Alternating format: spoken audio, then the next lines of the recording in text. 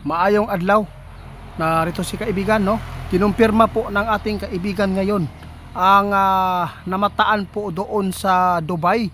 Milyon-milyong paniki ang nakita.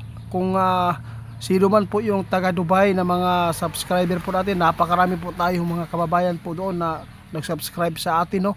Kinumpirma ngayon ng ating kaibigan kung totoo man po ito na mayroong namataan na milyon-milyon na mga paniki dyan, lalo na ay ang pagpula ng kalangitan.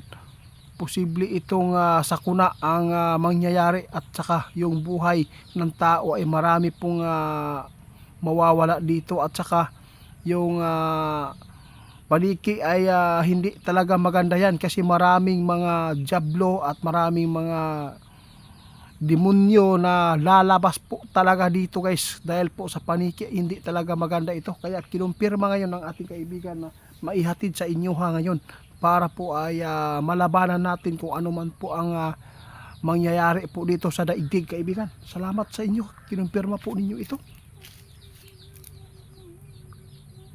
Ano po talaga ang sabi ng inyong hari doon?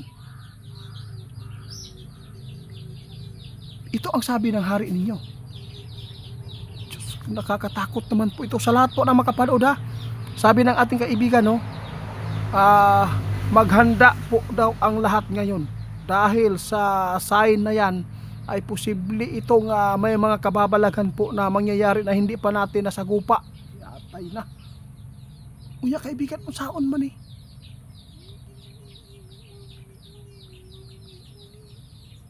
May nabalitaan pa naman tayo, guys.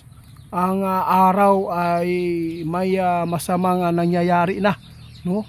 Ang araw daw, posible ito, guys, na yung 3 days of darkness, guys, ay parang isa na po dito sa ipinapaabot na ipinapahiwatig ngayon, na dapat po talaga natin paghandaan. Kasi po yung paniki talaga, guys, no, sa totoo lang, masama talaga ang sign yan. Sabi ng ating kaibigan, pinumpirma po talaga ng ating kaibigan doon sa kanilang kaharian, na yung paniki pala isa po dito, guys, na mga sign po ng mga jablo. At saka yung sign na to na ipinapaabot ng ating kaibigan noong isang araw, na yung ganyan po, ibig sabihin nito 3 days of darkness, isa po dito sa mga sign na nakikita ng mga kaibigan ko.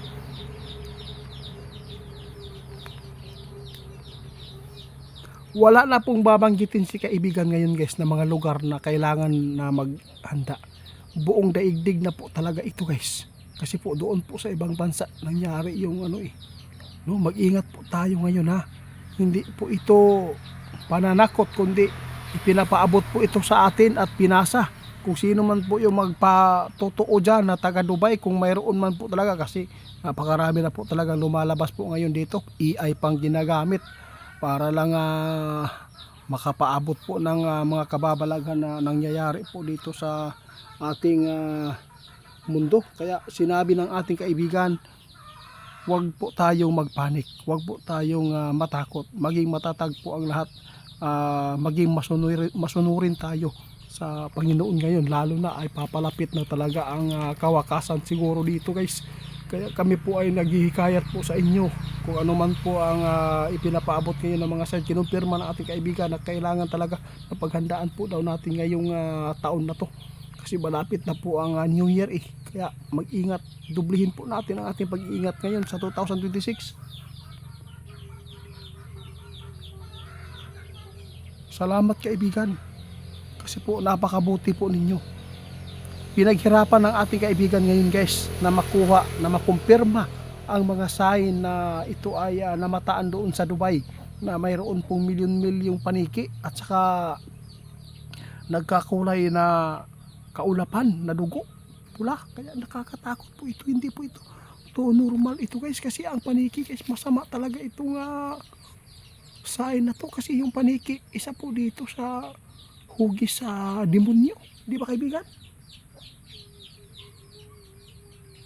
Lalo na po yung pagpula ng kalangitan, guys, sakuna, dugo, at saka buhay po talaga ng tao yan. Ibig sabihin nito, maraming taong mamamatay dito sa pamamagitan ng sakuna o ano man po makababalagan na ipinapahiwatig sa atin.